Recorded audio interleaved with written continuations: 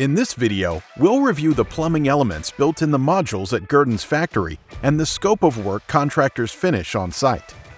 Modules leave the factory with completed interior finishes. Plumbing finishes include showers, sinks, toilets, garbage disposals, fridge, dishwasher, laundry supply lines, and the corresponding drains. Most projects include appliances that are not plugged in or connected. All this plumbing is stubbed out to an accessible space, typically in the corridor where most on-site subtrade work is performed. Let's look through the walls to uncover the plumbing lines that were completed in the factory. You'll find stubs for hot and cold supply lines, crossover connections, and return drain lines and vent lines. Once the modules are stacked, on-site plumbers will hook up the water from the city supply and bring that water into the building. Water supply lines are run through the corridors, connecting hot and cold pipes to each unit.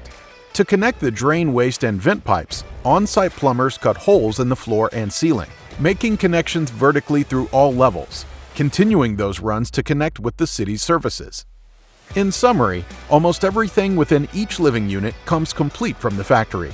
The on-site plumber's main scope is centered on installing pipe and making connections within the corridor.